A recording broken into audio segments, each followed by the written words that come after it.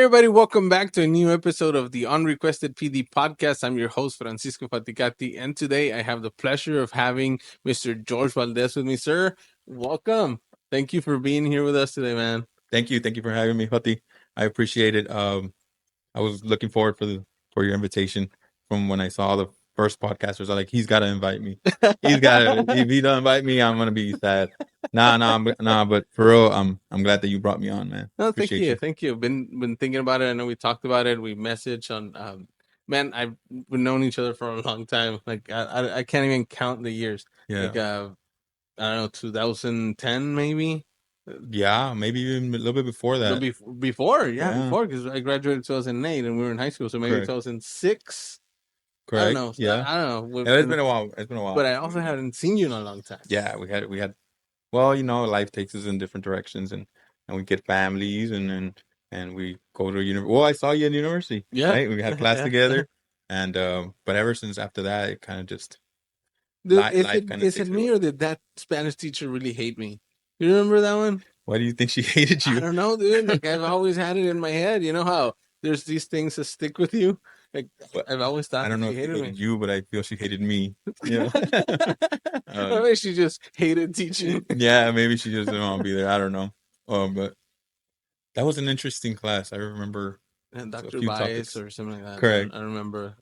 I think that was the name. I don't know. I honestly don't remember the name, But but I don't even remember the exact term of the class or the name of the class, but I correct. know it Yeah. was Spanish literature. That's Correct. what I remember. Spanish literature, which I teach that now. But Ah, nice. Did she man, change your mind? Did she make you a Spanish absolutely lover? not. And I tell my students all the time, man, when I took Spanish literature in university, man, I hated it. I hated it.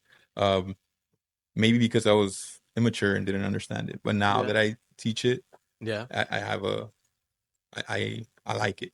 Yeah. It's awesome. Dude, and I have nothing against Spanish teachers, like believe me, nothing. Um, but I don't know, like I feel that sometimes Spanish teachers, please, Spanish teachers, excuse me if you teach Spanish, like I mean this in the nicest way. Like they feel that Spanish is the most important subject in the entire world. Like I'm just gonna laugh at that.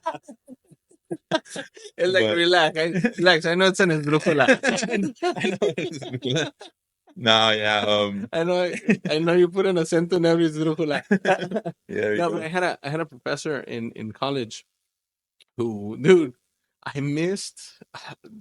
I don't know what your college experience was and whether it was the same as mine, but I was taking one of those advanced literature courses in Spanish, they expected us to already know like the APA format or the APA citation. Like I don't remember anybody ever saying this is how you do it. Yeah, correct. Yeah, they Like never it was taught us just that. like yeah, you gotta write it in APA 6 or whatever the number was at that point. Dude, I put a period. I think it was I put it inside and it was supposed to be outside. She gave me an F, dude. Just for that? An F. Wow. Just for that. And I was like, Yeah, no. wow. I mean, she gave me the chance to correct it, but I think it would have been nicer to say, hey, you missed this. You might want to fix You it. might want to fix it Not so I can like, here's an F because you're plagiarizing or whatever. correct That's, or yeah. that mistake you made. Yeah, I mean that was wrong. That was wrong of them to do that. But Keep I it. don't know. Maybe I just have this. I build a story in my brain. Maybe it wasn't as harsh as I'm saying it, but Well, it was just traumatizing at that point.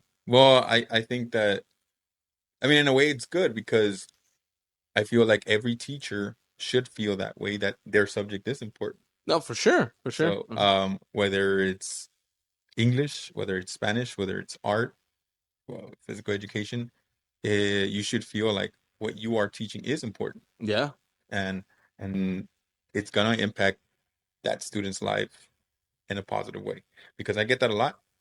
Hmm. Sir, why do I need Spanish? Yeah. What for? Like, I want to be a doctor. I'm never gonna use this Spanish Hmm. literature. And it's what I tell them is that it's the thought process. See. It's to be able to analyze things that Hmm.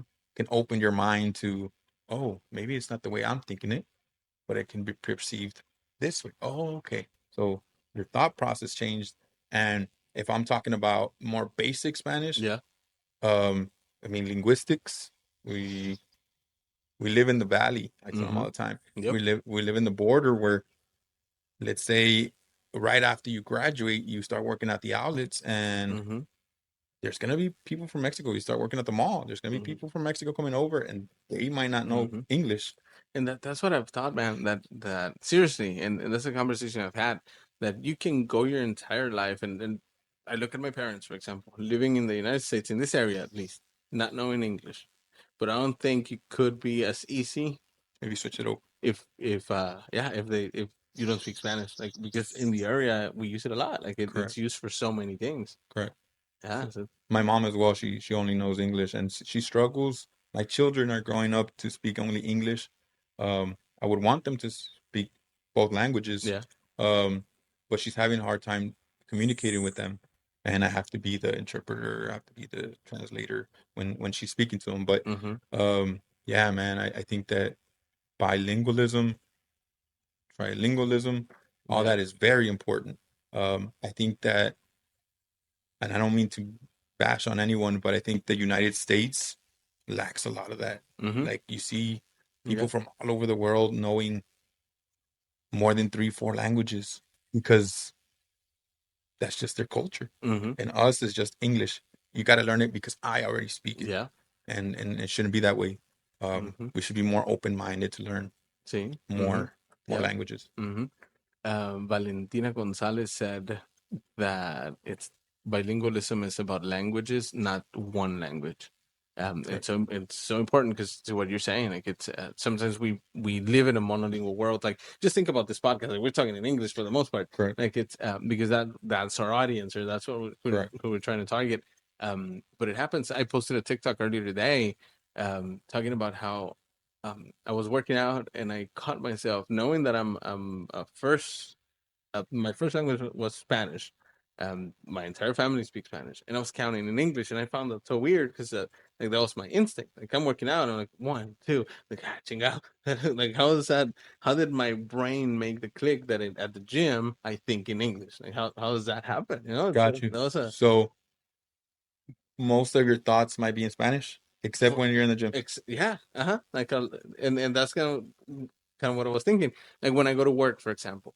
Um, if you look at my calendar is color coded because I color code to what I'm gonna think. Like if I'm gonna go to the high school, it's in yellow, or if I'm gonna go to one of the middle schools, it's in purple, or if I'm gonna go, Got because you. that way it guides my brain to think. The audience is I see, this. like I'll see purple, and I'll like, okay, I gotta think, I gotta forget everything else, like at the high Administrator school, and thing, yeah, I gotta forget everything else because I need to focus for that 1 hour and a half that I scheduled to be at the that these middle are school. See, teenagers I'm gonna, yeah, that's or it. going into Mhm. teenage. And so that's kind of how I've been training my brain to think when I visit different campuses. But I didn't think it also applied to the way I think when I'm in the real world, like when I'm out there and just thinking, because like I'll be driving and I'm singing or I'm thinking in Spanish, and then I got to the gym and counting in English. And I'm like, okay, how do I think when I sleep? Like, Yeah, am I dreaming in English? Am I dreaming in Spanish? Like, that's true. yeah, it's I never crazy. thought about how what language I use to dream, right? Yeah. Um, yeah, that's crazy. I think in Spanish when I'm mad. When I'm pissed off, yeah, it's think I say everything in Spanish. Oh yeah. See, but Like to yourself, you're gonna. yeah, well, even to the guy or girl. Yeah. But nah, for the most part, it, I guess my first language was Spanish as well because Was my it? parents, yeah, because my parents only knew Spanish. Mm, So growing up, um, I don't remember when it transitioned from thinking in Spanish mm-hmm. to thinking in English. Yeah. I never thought about it, but now I think in English, Yeah. right?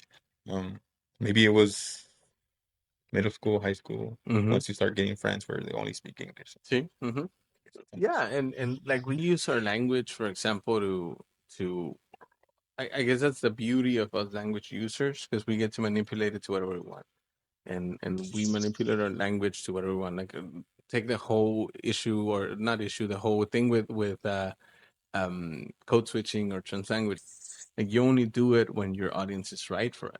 Correct. Like we can only switch languages if I know that the sender and the receiver can Correct. understand my message. Like I Correct. wouldn't do it if I knew that it's I, only a monolingual speaker. I remember learning that in one of my Spanish classes in UTRGV, and they said that that phenomenon only Mm-hmm. happens between two countries with different languages that share a border. Yeah. For example, Spain and Portugal, they Mm-hmm. have the same thing when they're with people that live around the Mm-hmm. border. Spanish and French, I never heard it. I never heard El that catalán, ¿no? code, Catalán. Catalan Mm-hmm. and French kind of code switching back and forth. Mm-hmm. But I mean, you hear it here all the time. You hear people say parqueadero Sí. because they get the word parking, Ajá. and so parqueadero, la troca because they Ajá. get it from the word truck. Sí. But correct term, estacionamiento Mm-hmm. and camioneta, right?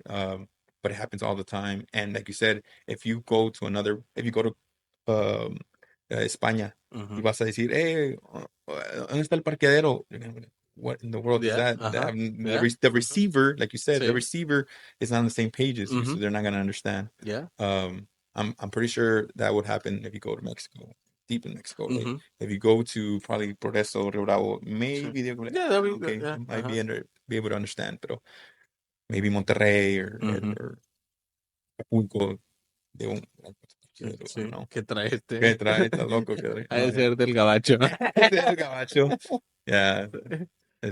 So yeah, it's interesting how that code switching works. Or Yeah, yeah, yeah. I find it so amazing to think about how our brain just kind of takes all the information we know and it meshes it and it kind of brings it apart and together to send the message. correct. Yeah. Like it's like you can say it in one language, you can say it in another, but I'm gonna use both linguistics ideas that I have, and I'm gonna put them together and just give it to And you. just give it to Yeah, you. because it's crazy, like, And like we use all linguistic resources to share the message. It's yeah. crazy. And then the receiver can piece those things and kind of like, oh, that's what Uh-huh. he meant. Yeah, exactly, Oh, that's exactly. what he meant. It's there's this Dr. Jose, I forgot his last name, but he talks about um how we we tend to think of translanguaging or code switching only as the idea of switching languages, but we also switch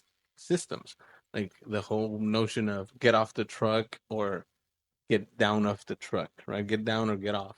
Like which Gotcha. one is it? Correct. And because one of them comes from the Spanish "bájate de la camioneta," so Come down. uh-huh. Come So down. we, uh-huh. So we use we use our language to the way we understanding it, and we translate it and we mesh it in our brains and we just share all that information. Um, but one of the things that I wanted to ask you, because I know we talked about it, we're like, okay, what are the topics that we want to talk about? What are the Correct. things that we're going to share? I think I want to start with us talking about higher education. I want us to start about. I had a guest a couple of weeks ago who said we're part of the statistic that shouldn't have gone to college. That if you look at statistic wise, Correct. that shouldn't have been us. But what we did, how important do you think it is for people to actually get a higher education degree? Man, I think it's tough. I think in today's day and age, it just depends. Um, I feel that I was modeled by my sisters that went Mm-hmm. to a university, but a lot of students don't have those role models. Yeah. Parents didn't go to have a higher education. My parents didn't have a higher education. Um, so it's like, what do you know what the outcome looks like? Mm-hmm. What should I go for, and how does that look like? Because when they're little, I Mm-hmm. want to be a doctor. I want to be an astronaut. Oh Yeah. yeah, it's all good things and Yeah. happy things. But when it's coming down to how do you go through that path? You got the FAFSA, you got the acuplacer. I don't know what it's Yeah. called now, right? I don't know if it's Mm-hmm. called an I acuplacer think anymore. so. Mhm. Um, uh, It's probably like the is acuplacer 3. something like that, right? No, actually they tell us all the time, and I forget. It's called the ASVAB and ASVAB, yeah. ASVAB. Um, uh, so like some students take that, and some students don't know what the purpose of that is. Mm-hmm. Um, So to be educated on education Yeah. is important. And I feel like breaking that cycle is crucial, but it's very difficult Mm-hmm. because if your grandparents weren't educated, your parents weren't educated, the statistic Mm-hmm. shows that you're You're probably not probably, going to yeah, be more educated. likely not gonna have it. So then your kids are probably not going to be educated. Mm-hmm. So who's going to break that cycle Mm-hmm. if it ain't going to be you? Yeah. And so, what role do you think like our teachers actually take in breaking that cycle? I think that I think it takes more than just the teachers. Okay. I think it takes pretty much the whole campus. I think that's what the Mm-hmm. campus is supposed to do, is to guide these students for higher education. Now, Mm-hmm. here's where it gets this is where it gets, a little tricky, Mm-hmm. because people might say, well, higher education is not for everybody. Yeah.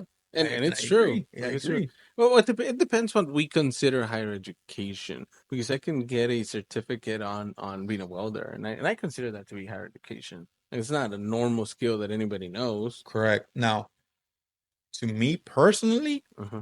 I think that it's the risk reward. Mm-hmm.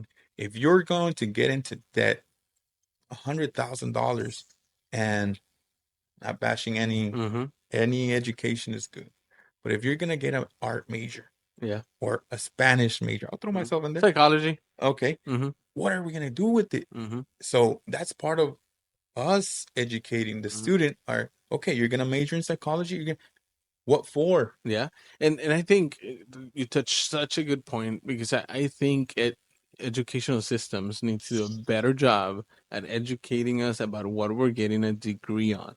Correct. I don't think anyone ever told me that I could do nothing with a bachelor's in psychology. So is that whose fault is that? Is that the fault on the university, where it's just a money grab because you're getting financial aid and you're gonna pay for your education anyways? Well, it could be a fault of my own for not researching too. It's But like but they're providing you with an empty it's a pathway, promise. an empty promise. Uh-huh. Like you You're gonna get your get it degree, you're in gonna, philosophy. yeah, yeah. Great. And you're gonna be a philosopher, and then like what happens after? Yeah, what happens Hmm. after? You don't go to No apply. como. No, no comments. No, I philosophy work. Yeah. Like there's Uh-huh. no Like how many jobs are really out there correct. that require like for you to be a philosopher or stuff like that? I, Because people like me, for example, again, studied psychology. I was doing an internship at the McAllen Medical Center right here, Um, and then it stopped. Like that was it. Like so, I turned to teaching. Like that was my next step, because it wasn't like a sustainable job for me to say this is what I want to do with my bachelor's in psych. correct. Like I had to do now a master's in order for me to be able to actually practice psychology. Correct. Yeah, and yeah, And have doctors. You would have to get your doctors, get a psychiatry, right? yeah. So A that's, yeah. psychiatrist. You would have to go to like well, psychiatry would be like medical school, and it's a different route. Yeah. Gotcha. Okay. Okay. Hmm. Yeah. So I think that it's just a risk reward that depends on what you're going to go into, that it'll be worth it or not. I believe like something like welding, Hmm. it's just a certificate, but man, does it, you're going to have a job. Hmm. Now, are you going to be successful? Yeah. What is, and then I ask my students, I've asked people, what does success mean to you? Does that mean Hmm. money? Yeah. If you have a lot of money, does that make you successful? A lot of my students said, no, money is not being successful. I think they said you have to have time and money. So if you go into welding, you're going to get a lot of money, but you're Yeah. probably going to be out away from your family for a while. But I do rather cry in a Lamborghini than in a That's what I said. I've never seen anybody in than a in my yacht sad. Let's just put it that than way. in my Ford Ranger. I agree. I agree. No, yeah, I've Yeah. never seen them. No, so I've told them like, you know, money isn't everything. You're absolutely right, but it sure does help. Hmm. So if you're going to a major where Hmm. you're in debt and now you're getting paid $30,000 a year, Hmm. and but you're home, Yeah. but you're home, but it's like, yeah, but you're not gonna be successful in that sense where you If yeah, if like you said, if that's the measurement of success that we're correct, using, like if we're gonna be using money or financial stability, I guess, correct, as a measurement of success. There was an article recently that says that here in Texas you need at least maybe 45 to 50,000 correct. to be um financially stable or middle class. I don't think that's Yeah, I was true. gonna say, what kind of statistic is that? I mean, Yeah. I Like things are so expensive right now. it's bad. Yeah, It's so, bad. My wife and I, educated, mm-hmm. you know, it's it's still hard. Yeah. It's still Mm-hmm. hard. I can just imagine, people that work at a minimum wage job, Mm-hmm. So it's hard because I think the system is pretty messed up to where some people choose not to work because the benefits are worth more than if you actually work. They're gonna take them away. Okay. You get what I'm saying? Like Yeah. if you work and you bring in $700 a week Mm-hmm. or less, I don't know, $300 a week. I don't know how Mm-hmm. much, See, but whatever, 7.25 times 40. yeah, Yeah. whatever that brings you, that's not That's gonna, why we didn't study math. yeah, It's not a philosophy. thing. um, so it's not gonna be worth you going to work and then you have to pay for childcare Mm-hmm. or pay for your own health care. Mm-hmm. And it's like, man, I'd rather just not work and get the health care, get my, Mm-hmm. I get food stamps Yeah. and stay Mm-hmm. home. Yeah. And I mean, I also think that there's a shift that needs to happen in schools. Like there's a shift that needs to happen. Like I think that right now the way the system is set up, we are ourselves providing that educational inequity to kids when we name our colleges or teams to be college names, right? Got you. Because What do you think? because we're pushing ideas into kids that may not like why not STC and Got you. why can't my team be STC, Why does it right? have to be, Why does it have to be Baylor? yeah, Why does it have Harvard? Harvard? Like, why can't it be UTRGV? Like those are good universities that our kids could strive for, that are here, that are more than likely going to be their options when they When they, graduate yeah, because more because realistic. because they're here. Correct. Um, I have a thing with also when we do career day, like Okay. because I've my stepdad is a truck driver. I never saw a truck driver go and present in career day. Correct. So and so that kind of as a kid lets me know that whatever my dad does It ain't up to par is to not. what Uh-huh. career day has to Yeah. have. Yeah, absolutely. So I also think like there's got to be some change there, because we also have to let kids know and I think the whole CCMR thing in the state of Texas is going in that direction, saying that acknowledging the college isn't for everybody, but everybody has to graduate being ready to survive in the real world, right? Correct. Yeah. Like That's, and yeah. that's powerful to think about because like just think about barbers, man. Like my barber charges me $35. That's an hour of work. So if he does 10 cuts, he already earned 300. I'm doing the math. The math. He already You ain't earned gonna do that many in an hour, but okay. $350 dollars a day, A day. right? Gotcha. That's teacher pay Correct.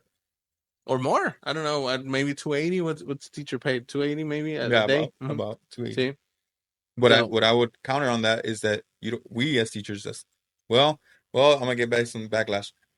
Teachers don't have to buy the clippers. We don't have to buy hmm the hair blower, the blow yeah, dryer, whatever it's called, the yeah. combs. hmm So we don't have to have that expense. But I know some teachers that spend But a money, lot of people, a a lot of lot of people, money. because have you ever seen those pictures where it says this is what the government funding classroom looks like, hmm and it's a plain classroom, and then this is what a teacher funded classroom looks like, and it's all bright and Yeah. and nice, hmm and so a lot of teachers spend a lot of their money Yeah. on that as well. So I can see both sides where they spend their personal money Yeah. on their And I wonder again. I don't know. I haven't looked into this. I don't have any research on it, so don't quote me on it. But I wonder how impactful it would be, or like the difference between a really cute decorated classroom and a not so cute decorated classroom in actual student outcomes. Like, do you think it makes a difference? I totally think it does make a difference. Yeah. I used to teach second grade, and there are some teachers, wow, wow, man, they went all out, and the kids, and it's not about what they're gonna learn, because at the end of the day, the teacher can Mm-hmm. teach. The way they teach is the way that the students are going to learn, right? Because you can have this great classroom and you can sit behind your desk and you're going to do Mm-hmm. nothing.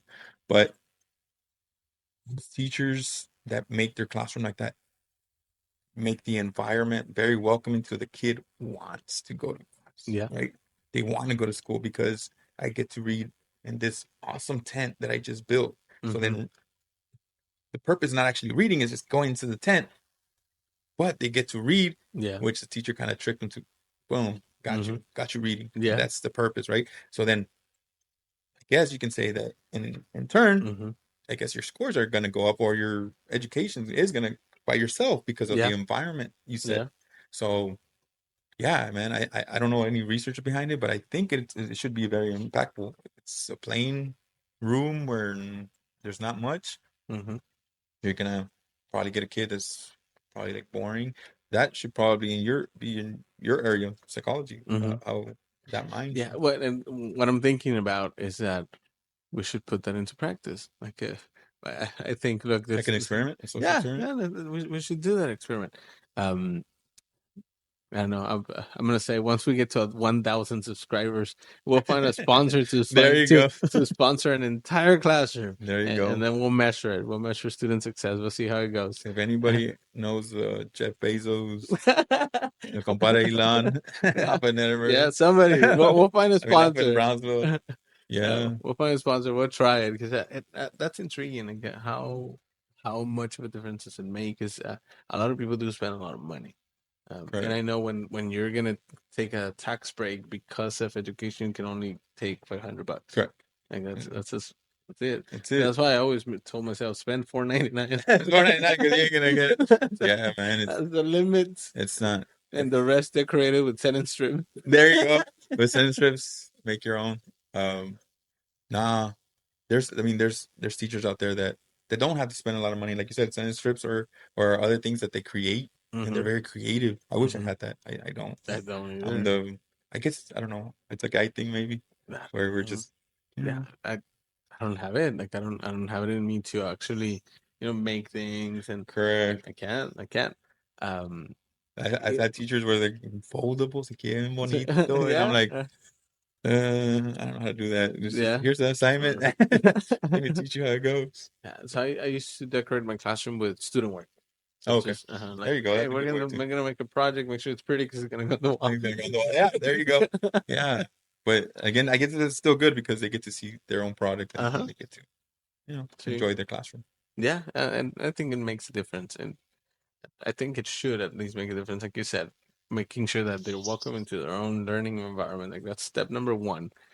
You sent me a video the other day that said, "Is it the teacher's actual job to establish connections with kids?" I thought that was powerful. Like, is it actually their job to make connections with kids? I try to. Yeah, I but is can't it answer your for job? all. Like, is it in your job description? Like, It is is not. or is it to teach? I feel like teacher's job is to teach. Mm-hmm. I think the extra is establishing Mm-hmm. relationships with those kids, but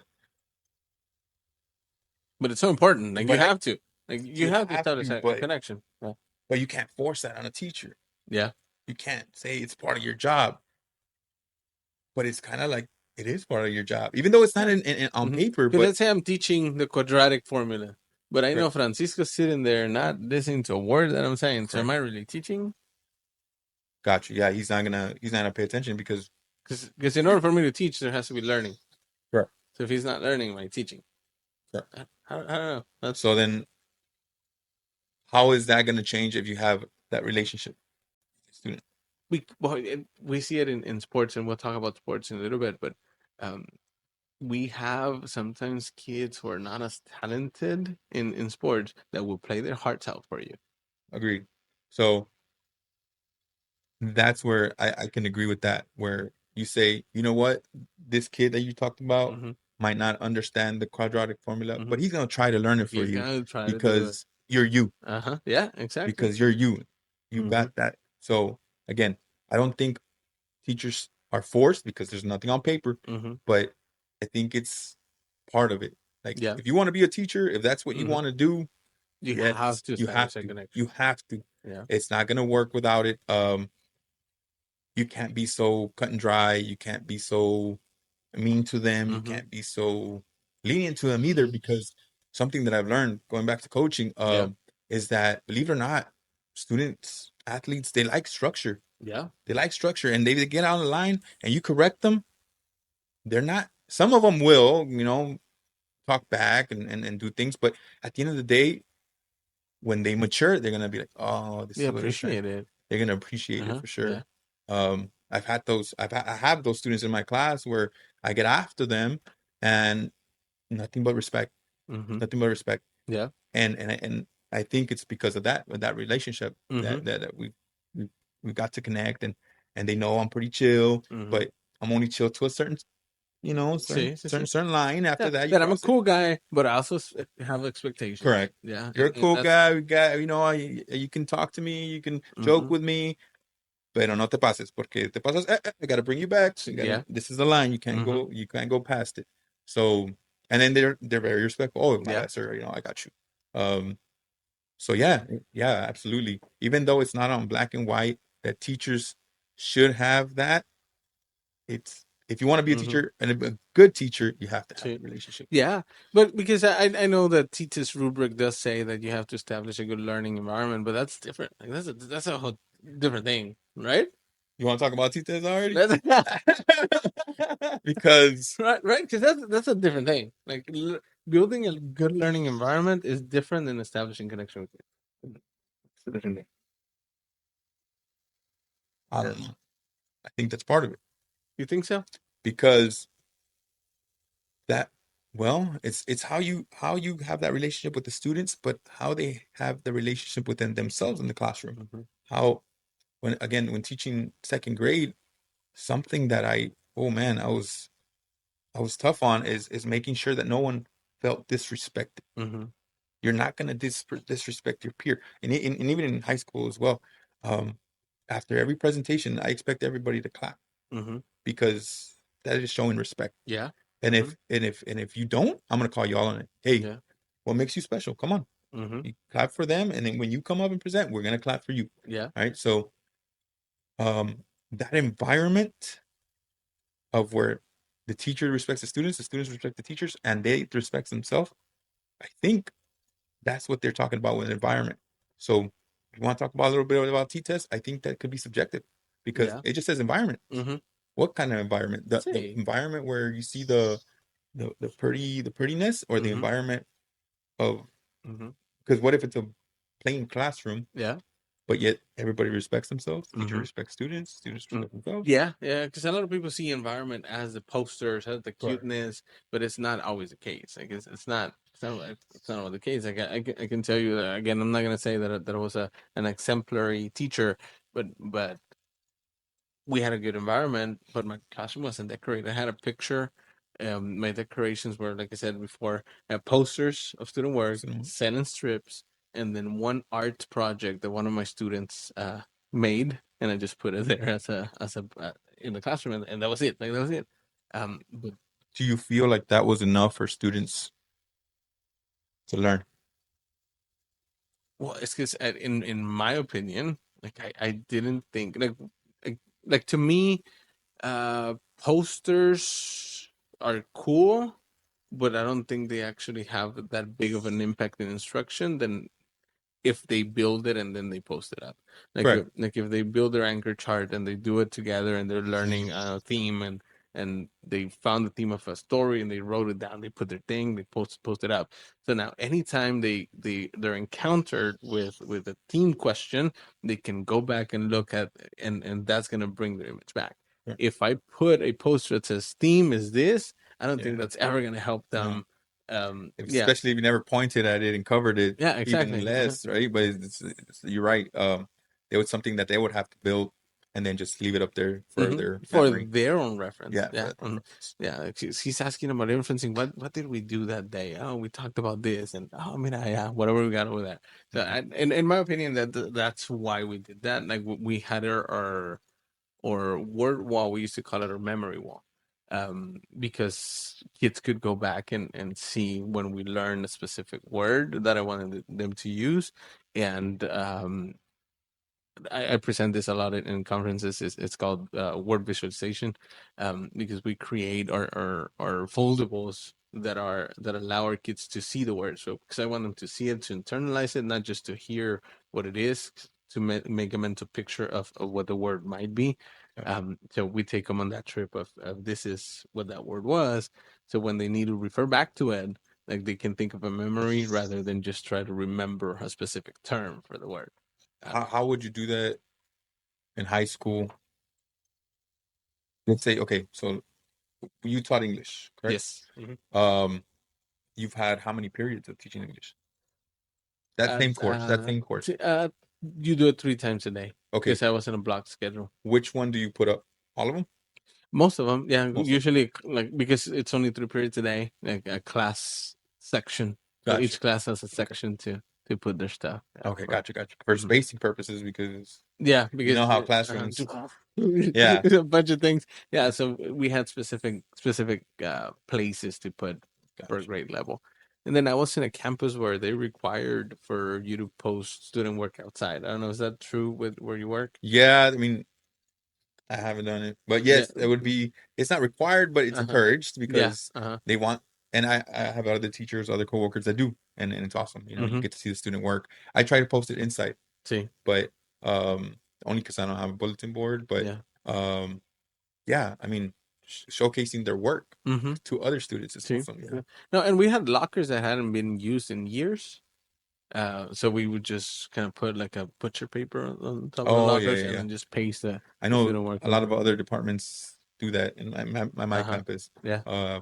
You walk through the hallways and you see World War II and all this other Yeah. stuff. So it's pretty cool. And it's pretty cool, right? Yeah, It's yeah, it's pretty cool very to nice. see. And the Very, kids get to very see it too. correct. Like, mm-hmm. And some kids get to see it, and the other kids get to showcase their talents because some are Mm-hmm. very talented and Yeah. and Mm-hmm. different, different areas, and some of their work is like, wow, a high schooler did this. It's Yeah. awesome. Mm-hmm. Yeah, So especially like some of the drawings, it's yeah, like, what? Like how do you come up with all that stuff? yeah, for sure. Mm-hmm. Like a lot of the kids are very talented in a lot of stuff. I've had And some where I've asked them to draw, um, an image of an Aztec or something. And I had a student where she was like, "Sir, can I do it on my iPad because I'm a digital artist?" So they went all out. I'm like, "Sure, nice. however you want to turn it in, just show it to me." And See? yeah, she did an awesome Mm-hmm. job because she would rather do it Yeah, in and digitally. digitally. Mm-hmm. That's Yeah. fine. Yeah. Mm-hmm. Yeah. So going back to that student teacher relationship, yeah, Mm-hmm. man, you have to have that student teacher relationship to be able to say, yeah, man, it doesn't matter. Nah, I said on paper. I said paper, you better. Yeah, period was over here. Like the teacher told you, no, Yeah. gotta be lenient. You gotta kind of be able to be flexible, and Yeah. and at the end of the day, they're still turning something in, and Mm-hmm. Yeah. it's their product. So Mm-hmm. See, and what they're learning, I think for me, it's the whole thing of are they learning from the assignment that I'm giving them, or is it just because I need to kill 20 minutes of the day? Like, what is it like for her, for example, if she wants to draw it in her thing, what learning experience is it given her, rather than it's oh, sure you did it or I need it on paper, so it's but she's yeah, learning something. she's Like she, learning, yeah, mm-hmm, and she's working on her skills that and she's she's doing. expanding her own skill. Yeah, Like she's doing her own thing, exploring her own talents, and I think that's important also in education. Like I had a conversation just today with one of our senior teachers, English 4 teachers, um, where we're talking about courses for next year, things that we want to offer.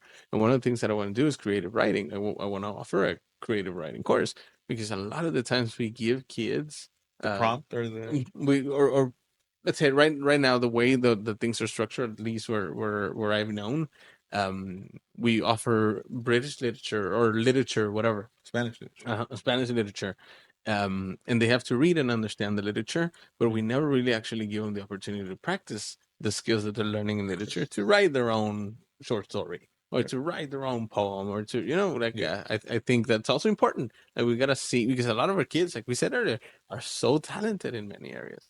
Like you never know, we have the next poet sitting in our classrooms, but we never gave them the chance to correct, write a poem in class. correct. Yeah, it was Mhm. always here, right about this, and they're like not interested. See, Yeah, but about right it, about the time you were bad to your best friend. yeah. Yeah. Mm-hmm. So yeah, I agree. I mean, it just we should be more flexible. I was thinking of the way that we test them, Mm-hmm. right? The STAR test, their answers are very structured. Yeah. After you read the passage, Mm-hmm. inference, this, and this, and write about that. See. But you gave it to them. Mm-hmm. Like you didn't get, they didn't have created, they Mm-hmm. didn't create it, See. creative writing like that. Mm-hmm. So yeah, I agree. You should look into Mm-hmm. that so that Yeah, like some of the questions say, which of these pieces of evidence show this? Like, yeah, like, yeah, you're kind of mm-hmm. talking about what you already gave them. Yeah. Now let me ask you a hard question. How would you tailor that course to students that are not, listen, no, sir, I don't like to write. I'm not good at writing. Yeah. Well, I think initially that's an easy one for me. So I'm gonna knock it out of the park. Oh, Because again, it's gonna be an optional course. there you go.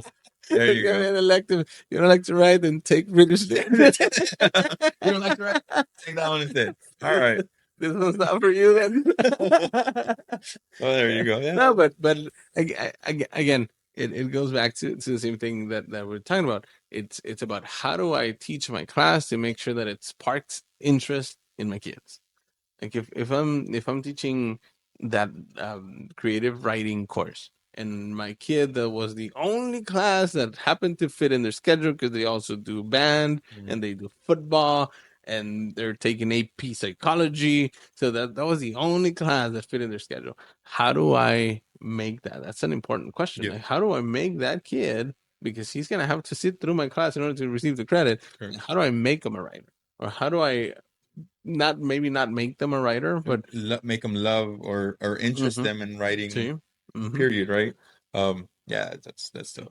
See, because we gotta acknowledge too that we're not in the business of creating test takers. Correct. We're in the business of creating critical readers and writers and mathematicians and scientists, right, or poets. Or we want to make sure that our kids are ready to tackle any test you give them at the end, whether that's a Acuplacer or the ASVAB or Yeah. whatever test it is, because they have the skills to do that.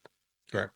So, and sometimes like kids don't want to learn, I don't know, math. Like Nothing. yeah, like they don't wake up and say, you know what I'm looking for today. You ever Yeah. seen that TikTok Which where it one? talks about being a teacher and it's like, oh, who am I going to teach?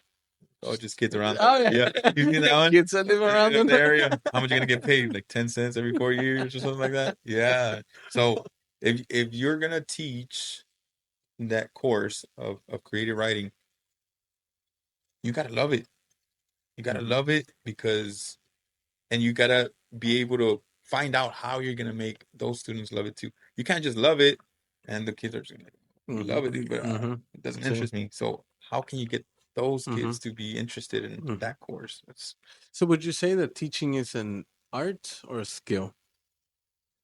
That's an art. I think it's an art. Okay. I think not everybody can do it. Yeah. Um, I think it's tough. It's tough because you have to love what you do every day. You have to love what you do every day. If you don't love it, there's no point for you to go be something else. There's plenty of options. Mm-hmm. I know that we get into some degrees that don't give us a lot of options, but still you can go do something more technical, Mm-hmm. right? But to teach, it's you gotta love being around people Yeah. because you're Yeah. gonna be around people all the Say it time. louder. Like you can't be shy, Uh-huh. you can't be just to yourself. No, you gotta be loud, you gotta be funny, you Mm-hmm. gotta you got well at the end of the day you gotta be you Mm-hmm. because you can't pretend, you can't fake it to be a See. teacher. Mm-hmm. The kids, whether they're kindergarten to seniors, they can read right through you. Yeah. If you're trying to be someone you're not, they're like, nah, this ain't Mm-hmm. him or this See. ain't her. Yeah. Um, so you gotta be you, and I feel like it's an art. Not everybody has that gift. Yeah. Mm-hmm. You Yeah. know, I mean, I'm not trying to ban any or take away from anybody Mm-hmm. coming into the profession, but it's tough. It's tough. You have to love it, and you have to have that Mm-hmm. gift. See, and I think some people are gifted in teaching. Like I've seen people who are natural, like just 0 years of experience, and then boom, Jaime Escalante, like, wow, overnight. Yeah. But I also think it's a skill. Like I think it's something that you can practice. It's something You can get that better at it. that Yeah, you can get better at it. It's just like a sport. Like and I always tell some of my college students that writing is a skill. It's like when you start playing a sport, you start playing soccer, and nobody ever tells me that when the ball's coming down, I need to pull it towards me so that it doesn't fly away. Then I'm never gonna learn, and I'm gonna do the correct. same thing over and over and over and over and over, and everybody gonna think that I'm a sucky player because I don't know how to stop the ball But no close one's to ever me. told you. But nobody has ever told me this is how you do it, and I think the same thing happens in teaching. Like a lot of the times, nobody ever tells people like we will say, "Oh no, that's not how you do it." But how many times do we actually stop and say, "Hey, try this instead"? Yeah. Like, "Hey, that didn't seem to work in your class. Try this instead." Because you can practice. Like, if I know that kids need to talk more in my class, and I say, "Hey, guys, turn around and talk," and everybody's quiet. And like, oh no, he doesn't know how to get them to talk. But then how do I? Like, Yeah, exactly. Man, you hit yes, yes, absolutely. So you can try things and they're not working, but for no one to guide you, that's that's, how. that's like Uh-huh. it's And then you just get a check mark. Nope. yeah, No not like jala. that. Yeah. And see, Uh-huh. no. Yeah. Uh-huh. So that, yeah, oh man, if that's something that I dislike about teaching, it's that that exactly. You go to any other job, feel you go to welding, Mm-hmm. right?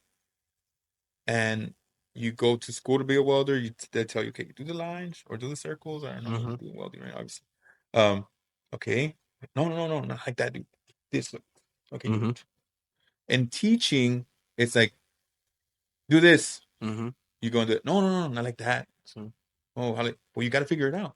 Oh, mm-hmm. okay. So then you Yeah. go and you try to figure out. Go No, make no. call home. Have you tried calling home? Have you tried building a relationship with them? No, I'm just kidding. Um, but yeah, like there's no yes or no. There's no Uh-huh. black and white. Yeah. It's all gray, Mm-hmm. and it's like, okay, you did it right. Okay, Yeah. no, not like that. Okay, Yeah. how? Mm-hmm. I don't know, but figure it Yeah. out. Yeah. And I agree with you. Like a lot of the teacher evaluations are very subjective.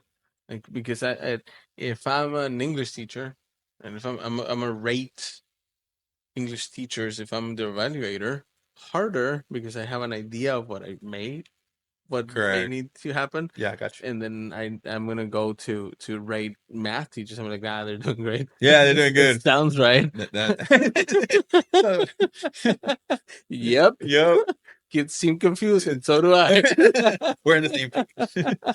Yeah, I agree. Yeah, well, the way I think I see evaluations, um, I feel like it's if I were to put an analogy into it, I feel like it's like the law.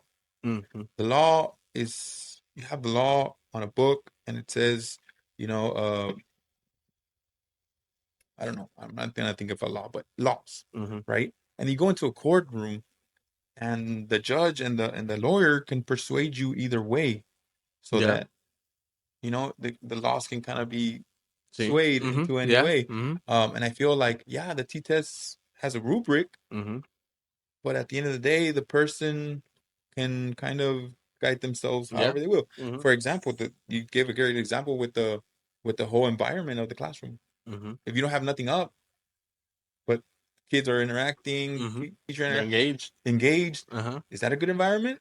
Or Yeah. is it not a good environment? Because how did you evaluate the environment Yeah. as the Hmm. walls or as the students? Hmm. Um, and maybe I'm just ignorant. Or what if it's like super happy classroom, but the kids are learning nothing? Like, imagine if the like a Yeah, they're talking, they're getting great along. environment. There's a lot of conversations. There's a lot of stuff. Teachers happy. Decorations are great, but No, nothing. No, yeah. nothing. Uh-huh. Nothing happening. So Nothing how do you producing. truly evaluate that? Like using in the state of Texas, a TTS rubric. Okay, Correct.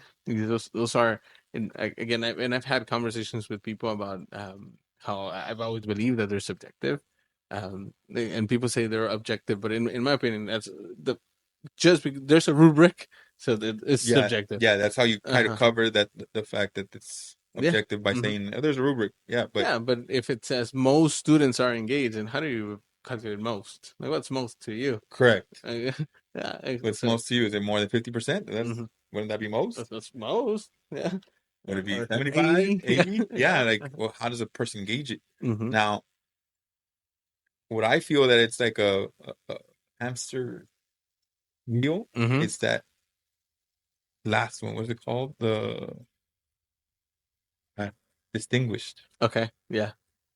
All students are engaged. I feel like teachers, that's what we're striving for. Mm-hmm. I feel like 80, 85, 90% of the teachers are go-getters. I Mm-hmm. feel like we got into this business to be Mm-hmm. the best. See. I remember when I my first year teaching, I'm gonna change everybody. I'm gonna See. be I'm gonna be See. that. I'm Mm-hmm. gonna be Yeah. convincing los barcos. I'm gonna be him. Yeah. Yeah. And Yeah. you get there and you find out that there's a million and one things that you have to do as a Yep. teacher, and you're like, when do you get to do all this? Mm-hmm. Yeah. When Mm-hmm. when do you become the best teacher, Mm-hmm. right? So I mean, you could. It just takes a lot of time Mm-hmm. and a lot of sacrifice, and but it's doable. But at the end, it's like you do a bunch of stuff and you get proficient. Yeah. Yeah. Uh-huh. And I saw a post, man, or I saw a TikTok that says, if all this hard work is what it takes to be proficient, Can't imagine. I But can imagine what it looks like to be distinguished. yeah. Like, Yeah, because I don't think, and maybe it's just like my idealist brain speaking, but I don't think that anybody wakes up in the teaching profession and says, "I'm gonna go ruin kids' lives today." Like, correct, yeah. you know what I'm gonna do? I'm gonna get less than most kids. Listen, boss. I want needs improvement. Yeah, I yeah, don't think anybody, like I think people work hard and they do what they need to do, correct, and maybe a little more guidance needs to be provided, more support. That's why I'm really happy that education is going into instructional coaching or being instructionally supportive, because sometimes we forget and correct, we forget and sometimes leaders are maybe they also don't know instruction well enough to be able to provide feedback to teachers that say this is how you do it. Like sometimes they're really good at analyzing the rubric, they're really good at their own subject area, but if they go visit your Spanish classroom and they see that something's not up to par to what their idea of proficient or distinguished might be, can are they prepared to give you the support to get you to distinguished? correct. That's the So question. I've thought about this because it doesn't pertain to like my evaluator or my Uh-huh. high school or Yeah. anything like that. But Mm-hmm. I've thought about it like, what about upstate people that teach Spanish, and you have people or evaluators that only speak English? Mm-hmm. How do you support those teachers? Or let's say, because again, you're teaching, we're in the Lodi department. It doesn't Mm-hmm. have to be um, Spanish, it could be French. How do you support the French teacher? Mm-hmm. Or like, oh, so you're lacking more this, and that. Well, how do you know? You don't even know the language, right? Yeah. So I'm like, oh, obviously there's a way to do it because we have a French teacher, right? Mm-hmm. But I don't know. I've always been baffled by that. Like, how do you go evaluate a German teacher and Mm-hmm. you don't even know what they're saying, right? Yeah. Because technically, if it's a native class or you're teaching those kids in that language, Mm-hmm. you don't even know what they're saying. Mm-hmm. Yeah. So Yeah. it's true. It's hard. That's a tough one. That's a tough one because again, I'm not saying that administration is an easy job because it's not. No, I could just imagine. No, yeah. It's not. They've I asked me got. before. They were like, "Hey, you get along with people. You should be an Mhm. administrator." No, And I also don't think it's for me. So I don't think like campus administration system principal. I don't. I never thought that a me thing. And I don't. I've never seen myself in that role. I feel that I'll be giving distinguished to everybody. You tried exactly. hard. Yeah, exactly. I saw you. I saw you. You're doing great. You're Yeah. A for effort. But nah, yeah, I kudos to all administration. Not Hmm. just because my wife's an administrator, but also because I see their point of view, Yeah. and it's a lot of hours. It's a lot of extra sacrifices. It's Yes. a lot of things that they do to Mm-hmm. get that Mm-hmm. get a campus going and See? keep a campus going. And And dude, sometimes they're like the most hated people on campus. correct, yeah. Yeah. And it's they going back to that to the evaluations. I feel that teachers we as teachers need to have thick skin. Mm-hmm. You know, no one, in whatever profession likes to be told you can do better. Mm-hmm. but at the end of the day, we could. You know, Yeah. we're here to grow. We're here to get better, and don't take it personal. Mm-hmm. It's not personal. It's for you to get better as a Yeah. teacher. Mm-hmm. So I think that a lot of people hate them or don't like them Mm-hmm. because they have to tell you that. Yeah. Mm-hmm. But if they didn't, you're not gonna get better. You're just Mm-hmm. gonna be the same boring teacher, right? See, and that's the thing. Like everybody loves to hear the truth, except when it's their own. It's Correct. Yeah. and that's a tough job to have as an assistant principal to be able to say, Francisco, I know you think you're great. Yeah. Yeah. I know you But think that lesson went phenomenal, but but not most of it. but less than half are paying attention. So you need improvement. You did great. Like that No, was a great performance, but yeah, and that's hard. that's Those hard. are That's hard hard to conversations swallow, and too. that's hard Mm-hmm. to. Yeah, See, absolutely. So yeah, shout out to administrators that do yeah, the hard job that not a lot of people are willing to do. Because not like you said, everybody. I'm too soft. I know Mm-hmm. that I'm too soft, and I would just give everybody distinguished See, because why not, right? But yeah, they like I said, they have the truth, and yep. sometimes truth hurts. Mm-hmm. And speaking of higher education, higher education for teachers, like I sometimes wonder why, like everyone or a lot of people in education, um, go into administration knowing that there's not many jobs. Like there's, like, there's like if you look at the job opportunity versus the amount of people that have the admin certification. A lot of people have an admin Yeah, certification. and but there's like three per campus, like three extra admin or four per campus. Like, so, I'm just gonna speculate. I don't know for sure, but what I think that uh-huh, happens is that they get the certification um, at a time where it's affordable or it's a good time for them to get it. mm-hmm, Um, and then once they have it in their back pocket for for retirement yeah, because the last 5 years are the ones that you count, gotta back right? them up. Yeah. So then, yeah, when almost gonna retire, boom, I'll try to Mm-hmm. apply and See, see if I get a job there. That's what I think. I could be wrong, mm-hmm. but I think that's what most people's plan is because unless some people want See, to. no, and I'm pretty sure there's a lot of people. Like I know people who decided educational administration is my path, and I respect it. Like I respect it. Like I couldn't do it. Like not just that I don't want to. Like I honestly think I couldn't do it. Like I Yeah, couldn't. Um, I know my skill set, and I know yeah, that's yeah, not it. Like yeah. I I feel you. know that's not one of them.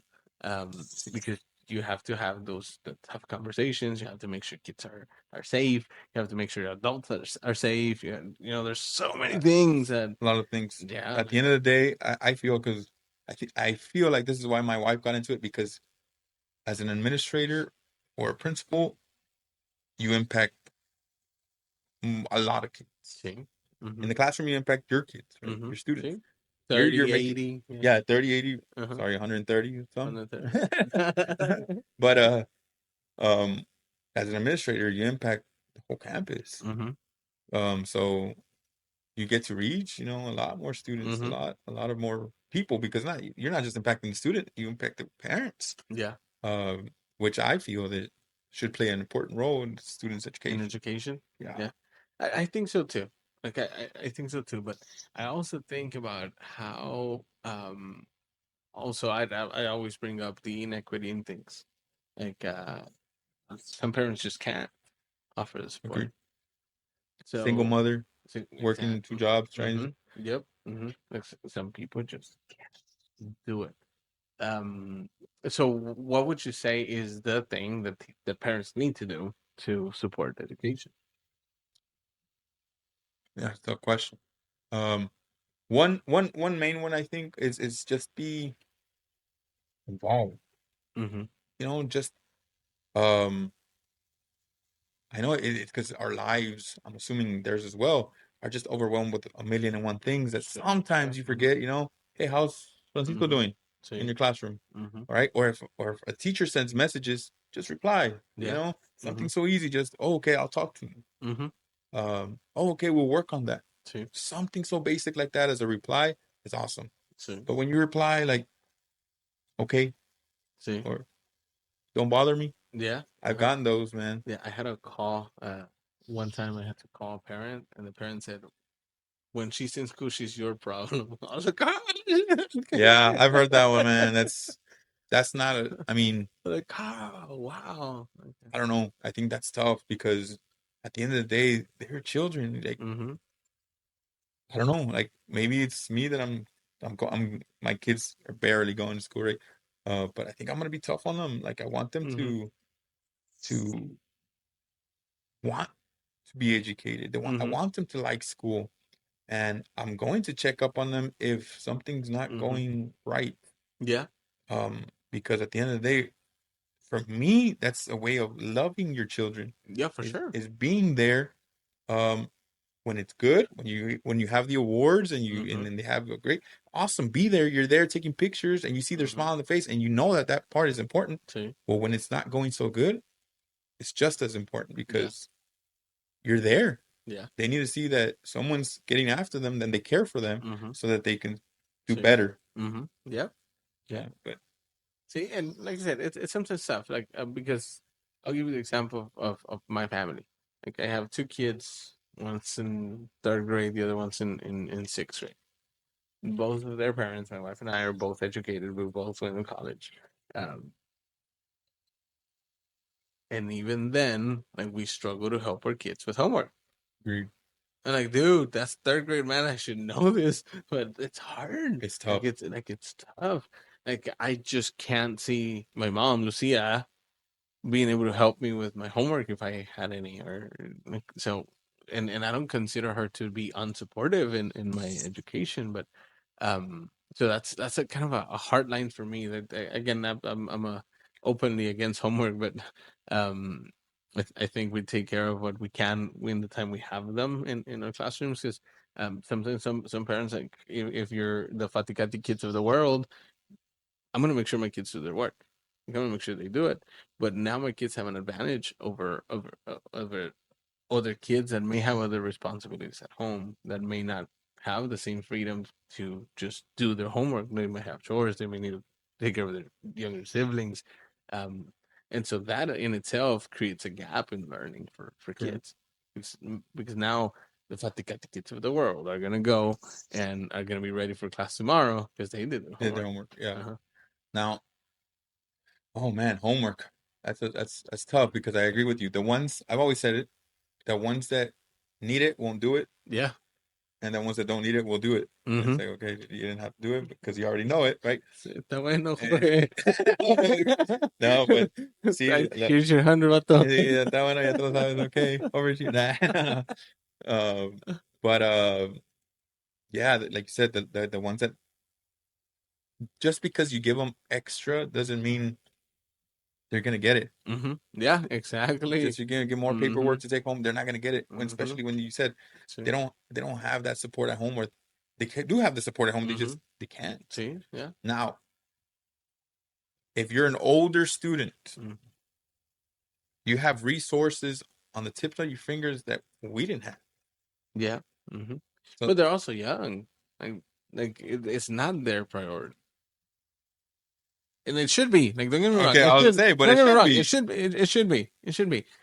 But again, if I'm in high school and I was a big homework assigner, so At the if my beginning, students are listening, yeah, if my students are listening, I know I had a rule, dude, and I know it was super mean, but homework had to be turned in before the start of the day.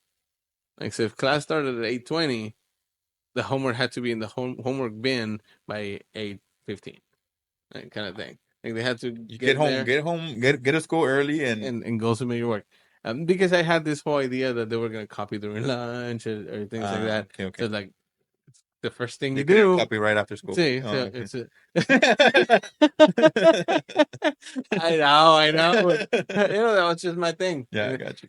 And then I started realizing like they can copy after school. They can just take a picture and Google the answers or something. Share, Yeah, Dropbox, sí, or what they ándale, do. yeah. Yeah, No, I mean I don't know, but that was I used to be a heavy homework assigner, but then I also started realizing that Sometimes it doesn't make a difference. Like if you don't finish your work, sure, do it for homework. I'll take it for homework. Um, but doesn't mean that you're gonna learn theme because you didn't one more One more. worksheet on Yeah, it. exactly. Yeah. Exactly. But something that I'll tell educators that are listening is that you have to be that way. You have to kind of analyze yourself. Is this working? What's the purpose for this? Mm-hmm. And you did.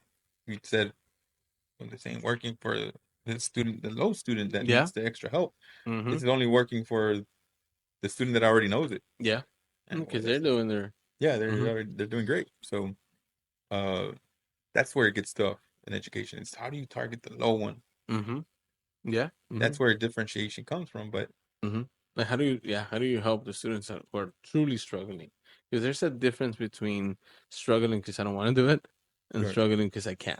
yeah, So like how do you help the students who are really struggling because they don't have the knowledge yet? And that's a worksheet's not gonna do it. They need a one-on-one, they need more direct connection with their teacher to be able to impart that instruction to them. I think that's something that I mean that's gonna be a whole new episode when we talk about it yeah. because that's a What about well, tutoring? they believe in tutoring. Yeah, Oh, I whoa, that's a because tough now one. you're okay. Now you're gonna say, well, their teacher's there to help the student one on one Hmm. after school. But at I the end of think the day, tutoring should be targeted though. but at the end of the day, teachers might say, well, that's not part of my contract. Hmm. I'm not saying anybody in our district does that.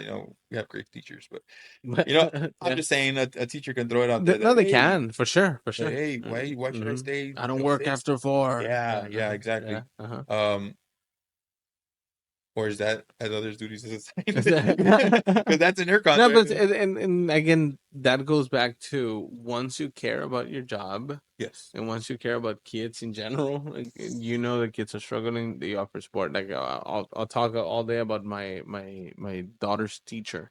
She's tough. Like she's tough. But she cares. Like she does tutoring Tuesday, Wednesday, Thursday, and it's a pain in the butt because you have to go pick up kid and go drop the other one because the Oh, other, and it's and but she cares, man. Like not everybody's willing to put in that much amount of work into tutoring kids before and after school, and then like she'll send homework and then she'll send explanations on how to get to the results. I'm like, wow. dude, dude, like Above and beyond. yeah. And guess what? She was. She was proficient. Nah, nothing with you. Nah. Nah, I'm just kidding. Yeah, but like again, like that's distinguished. I don't know what her rating Nah, is, I'm just messing with but you. like I don't know what it is, but really, like how much work do you put in, and then for somebody with a different idea to come and evaluate you and say, nah, that's what you're supposed to. Yeah, that's what it's supposed to do. Yeah, yeah, I get you. Yeah, Yeah, that's so it. it's tough. Evaluations are tough. Like looking into all those evaluations is tough because it's a hard subject to talk about because like I said earlier, not people don't wake up going, you know what, I'm gonna do today. I'm gonna suck at my job today. Like Yeah, I exactly. don't think that's ever crosses anybody's mind. I doubt it. I doubt I think everybody goes to work knowing that they want to impact kids' lives and they want to teach them something. They want kids to learn, but sometimes it just doesn't happen. And sometimes evaluations are based on the one time they go visit me. I it. could Yeah, have had a killer lesson 2 days ago, yeah, but you weren't here to see it. yeah, You showed up when my kids are trying to write and they can. yeah. Uh, and that's it. And then not every lesson can be fun. Agreed. Yeah, not all lessons are Uh, fun, man. Some are engaging. Well, and maybe as a teacher, you got that lesson down where like, oh, we're talking about this. mm-hmm. Oh, yeah, I know about it. Let me tell you See, this, this, is this. And then we talk about a different subject. I was like, oh see, man, it's kind of boring, but yeah, we still have to but learn you it. have to You learn still it. have to learn it. So See, here we go. termina en N ese vocal, lleva Oh, acento, y es grave, es aguda. sí, esdrújula sobre esdrújula. Todas No. las esdrújulas y sobre esdrújulas llevan acento. Everybody stand up and share. Yeah. Yeah. So Yeah, so I mean, not every lesson is fun. So it also depends on when the observation happens. correct. Yeah. But they can't. to aid them to back them up is well they can't be at every lesson. Yeah, for sure, for sure. So they got to see they have a lot of teachers to see and Mm-hmm. to evaluate. So I mean, just it's your luck, I guess. Yeah, I mean, I don't know, because I was talking to a friend the other day. We were going back and forth about evaluations. Um, and one of my comments was like, if you weren't happy with your evaluation, you have the freedom to go and say, can, can you come again? Because that wasn't my day. Or if like what is it that you saw that you didn't like so that I can change, right? Because I feel that sometimes that part in teaching we forget that we can ask questions, and we Correct. just take the evaluation as a And just take final. it. Yeah, like, oh, I guess I need improvement, so Yeah, I guess I need improvement. I'm gonna improve so next I time. guess I'll try. Yeah, But like a lot of the times, like all it takes is to go and have a conversation and say, hey, and say, I want to try it again. yeah. I want to Give take me a another shot. shot. Yeah, for sure. Because it's like sometimes it's just not your day, sometimes it's just not your kids' days. That Like, too. like sometimes they're just having a tough time. Like they lost a basketball game or they lost a soccer game, and it's just not today. Yeah, or Today, something's happening at home that you are hmm not even aware, and yeah, you're trying to, they broke up with their boyfriend or yeah, girlfriend, and you're never ever ever gonna get a kid to learn that's not in the right mindset. correct. Which one was that one? Maslow or what was Yeah, it? Maslow before Bloom. Like, I was gonna say yeah, yeah, something like that. So yeah, their yeah, environment, get it. their head space has to You be gotta, right. yeah. So Mr. Rick Ramirez, he says you gotta reach them before you teach them. oh, there you go. Ooh, that's You gotta a reach them powerful before you one. teach You them. gotta reach So them before you teach them. yeah, That's yeah, because like going back to the connection, if you don't have that connection, mm-hmm. they can even if the ones that know you can have students that know the subject won't produce for you if they See, don't like see, you. That's what's tough. yeah. I say it over and over. Um, I came into education by accident, and I ended up loving it. Like again, I studied psychology. I was doing an internship, and then I needed a job. Yeah, you need a job, you need to eat. So I needed a job that paid more than $8 an hour. yeah, So I ended up teaching, and man, I loved it. Like it's just like I was meant for this. Like it's rewarding. I just yes, it is, and it's rewarding every day. Yeah, And that's the great thing about it, that it's every day you can go home feeling that you touched somebody's life. I feel like if there's students that are watching, guys don't understand the impact when you get those little letters that say thank you, Mr. I Faticati. know, Man, dude. it's I have a box full of like all the messages that I I ever have got. to. Yeah. But like I don't know, and also props to the art teacher that worked in my campus, man. Like she would make them make like little pins. Oh, okay, okay. Yeah, so kids would make the pins for like teacher appreciation, or Yeah, I don't know. And so I have a lot of pins that they would make for us. And it just feels great. yeah, it feels good. It feels rewarding. Feels Even if like they're lying, like it's yeah, if you tell me, I've had some. Hey, I know you didn't have a good time. thank you for being a great teacher. Like, dude, you're asleep most You of the came, yeah, you time. came like three times. You That's came all. like 3 times. Your absence so here shows it, but I guess I was good at those 3 times. Nah, but yeah, that's very rewarding. I enjoy when those when students do that. Yeah. I'm sure other teachers, you know, you know, liven themselves up when they're See, like, oh, okay, yeah, it's not just a thing. and it's a great profession. It's a great profession. I really like it. You make connections with kids, and that you end up impacting. Our high school principal, Mr. Jorge Valdez, he said, we have to understand that we impact kids not just the 4 years they're in our high school, we impact their entire livelihood. Right. It's like, my, That's that's how my yeah, because that's how it happened. That's how I got into education with my teachers. Um, they were excellent teachers, and some were not the nicest, but because they kept me in line, mm-hmm, now I'm thankful for that because see, I got to see, very good role models as teachers, not because they had all the nice stuff in their classroom, yeah, but because of that connection they had with us mm-hmm, to where um, they were very down to earth with us, But when they needed to lay the law, man, they laid the See. law, Mm-hmm. and then you got to grow and see, hey, it's okay to be lenient. It's Mm-hmm. okay to do this, but sometimes it's you got to be You tough. have to say, yeah. Yeah, you Mm-hmm. got to. So shout out to those teachers that like you said, impacted the rest of my life. Yeah, man. Yeah, So because everybody has a story about a teacher or a coach that impacted their yeah, lives. absolutely. Like everyone, there's everyone out there that's ever come across somebody that said specific words. I had a talk with one of the teachers the other day because she was mentioning how in central office we have a job that can impact people. I said, well, actually, like you're in the classroom, you impact people a lot more than I could ever possibly can. Like, because just a set of words coming out from you could mean that that kid is going to be either made or destroyed. Correct. Like it just one set of words are going to change those kids' lives. Yeah, Like if you go and say good job to a kid, that might be the only time that kid has heard good job in their entire and turn entire life. educational career, man. Yeah, And you made the difference. And the same thing happens in on the opposite. If you go and say "Hey, you're really not great at this, yeah. like, dude, you're gonna ruin that kid forever. I'm not gonna try anymore Yeah, because because I'm just not good. you're not good. Yeah. It's their Mm-mm. mindset, right? You get to Yeah. shape their mindset. Yeah, you get to change. You get to shape it. You get to change it. Um, Let me ask you this. I know you love education. I love education. Teaching has been one of my passions. Is was one of the things that like I said I fell in love with just automatically when I started working in teaching.